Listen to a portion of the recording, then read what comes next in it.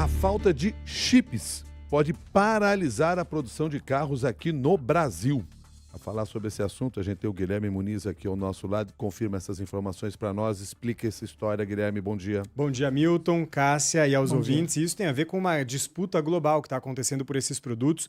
A associação que reúne as montadoras de veículos aqui no Brasil alertou que existe sim esse risco de paralisação de produção de carros em cerca de 2 a até 3 semanas por causa dessa crise geopolítica envolvendo semicondutores. Em nota enviada aqui à CBN, o presidente da Anfávia, Igor Calvé, alerta que a cadeia automotiva emprega 1.300.000 brasileiros e cobra que o governo busque uma solução. Ele pontua que o momento para as montadoras já era de muito desafio por causa da taxa de juros alta e do desaquecimento da demanda, e ele diz o seguinte, abre aspas, a urgência é evidente e a mobilização se faz necessária para evitar um colapso da indústria, fecha aspas. A associação encaminhou esse alerta formal sobre o risco ao governo federal nessa semana. Inclusive, houve uma reunião entre Igor Calvé e o vice-presidente e ministro da Indústria, Geraldo Alckmin, nessa quarta-feira para tratar do risco de desabastecimento.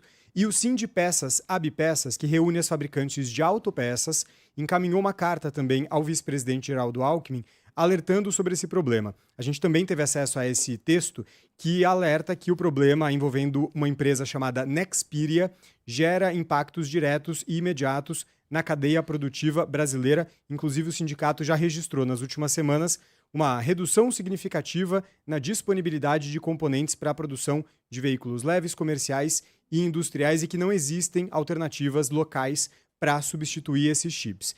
Então, por isso, a Abpeças Sindipeças também pede uma gestão técnica e diplomática do governo junto ao governo da China para normalizar essa situação. Qual que é essa disputa global que está acontecendo, Milton e Cássia? Isso ficou mais acirrado no último mês, depois que o governo holandês assumiu o controle de uma gigante de produção de semicondutores, essa Nexperia que eu mencionei. Essa empresa atua na Holanda como uma subsidiária de um grupo chinês. Ela assumiu esse controle porque havia o receio de que a China pudesse restringir o acesso de chips para a produção em meio àquela guerra geopolítica com os Estados Unidos. Como resposta, a China restringiu a exportação dos componentes eletrônicos e isso já afeta a produção em fábricas automotivas na Europa. Num segundo momento, poderia afetar também a produção brasileira. Para a gente ter uma ideia do que a gente está falando, muitos dos semicondutores usados na produção brasileira são importados de fornecedores que compram os chips da Nexperia. E a estimativa da indústria é de que um veículo atual use de 1.000 a 3.000 chips.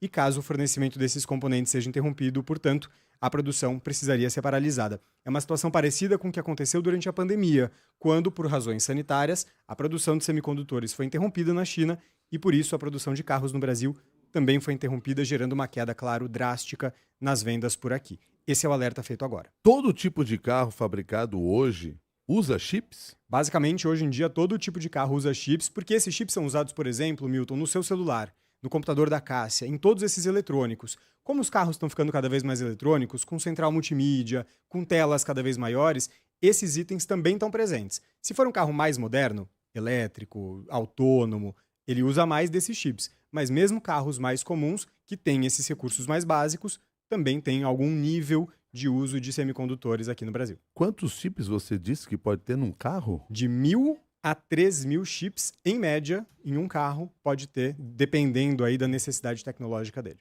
Então o que eu dirijo é um chips, não é um carro, é isso? São computadores, eles estão cada vez mais parecendo com computadores com rodas. Muito obrigado, Guilherme Muniz, pelas suas informações aqui no Jornal da CBN, agora que são 8h41.